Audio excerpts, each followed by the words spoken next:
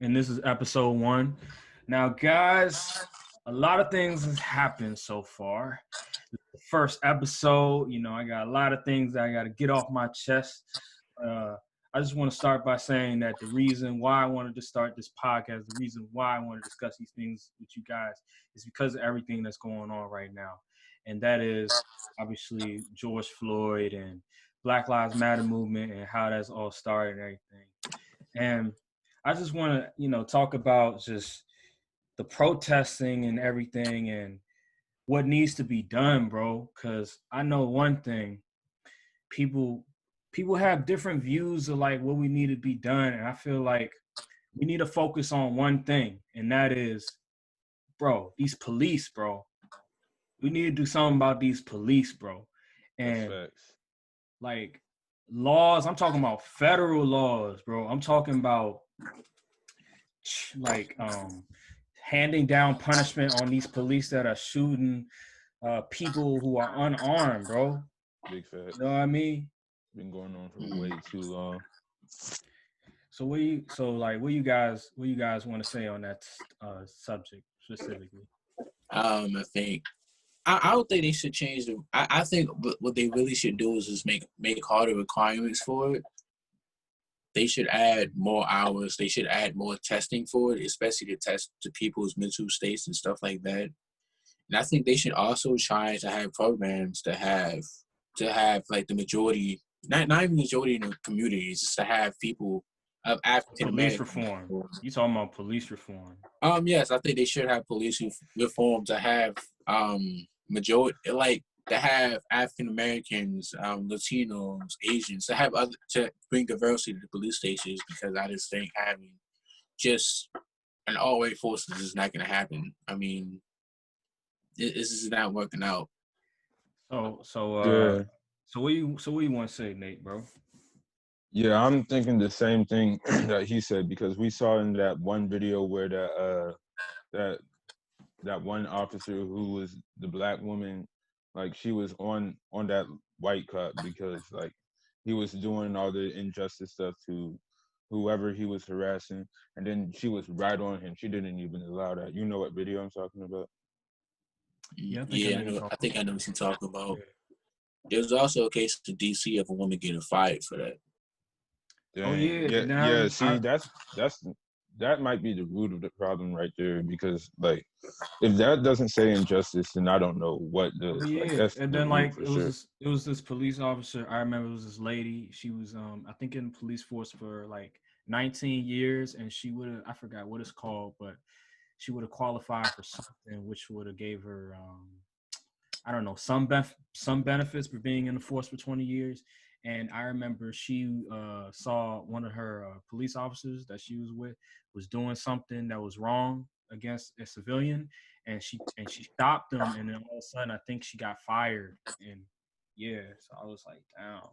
But honestly, to me, so you're against like taking away some money from the police but putting it, like, I guess, to like disenfranchised communities, like black communities and stuff, trying to improve other communities, because the police forces, bro, they're getting like $100 billion like every year. They're getting funded $100 billion every year, and same things are happening over and over again. So with police reform, basically you're going to be giving them even more money, and then what is that going to do, really?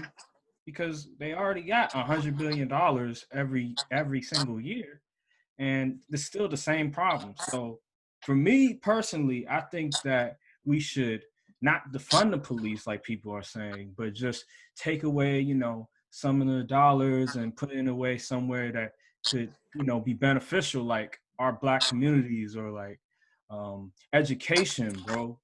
That's because facts.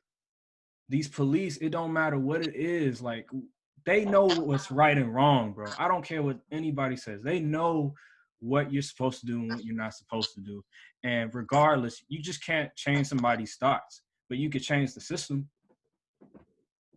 I understand police reform and everything is cool, but like, nah, bro.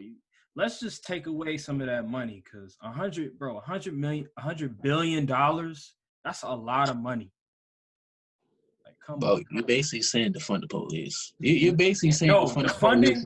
defunding something means taking it away completely. I'm not saying taking it away completely. I'm saying taking like a percentage, like maybe a small, not even a small, but maybe like maybe a few billion, right? And putting it away to like Black communities and impoverished communities that need it.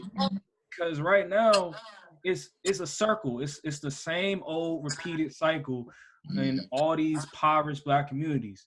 And in order for us to make a change, we need that money. And the government is putting money into police force that is not doing nothing. They're doing the same old things, which is, as we all see on Twitter now, is police brutality. Continued police brutality. And in order for that to change, we can't just rely on the fact that, oh, if we just give them more money and give them new programs, that it will improve. No, we've always been doing that, but nothing has happened. And now everybody is documenting it on Twitter. You see every day, you see a new video of somebody getting harassed by the police. Before this happened, there wasn't many videos where you would see that. There was, we would see it maybe once, maybe twice every so often. But now you see it all the time because people are getting tired of being abused by the police, of getting assaulted by the police for just little minor things then and there. Like, come on now, bro. Forget about police reform. Forget what Joe Biden said about when I become president, I'm gonna put 300 more million into police reform and all that. Forget all that, bro. I'm tired of the police abusing us, assaulting us because of our color, of our skin, because of where we live. And you're not gonna change overt racism. Like, you're not gonna change somebody's thoughts, but you can change the system. That's all you can do. So the last thoughts on just the police and Black Lives Matter movement, what's going on right now? I think it's really sad. I think they should just split it in half. No, I would take 20 billion out. I would put, honestly, bro, I would just take money from the police, figure out to get rid. I would honestly put that 20 billion in like education across the country, and then afterwards I would just try to find a way to give reparations for African Americans. That's another thing. I forgot. And I would rather put reparation instead of just giving them money. I would rather build systems that could give African Americans like I would put programs in search to give African Americans like something to like maybe like job programs and trainings or something like that, and scholarships in place for it. But you got anything to say, Nate? Man, I think this whole thing is a fight worth fighting, to be honest, because like back in the day, Martin Luther King was fighting against injustice against Black people and like fighting against segregation and all that. And then eventually we were all integrated. So I think like it's going to be the same thing for police brutality. If we keep fighting against that, then eventually one day like it can all be like suppressed and we can have some peace.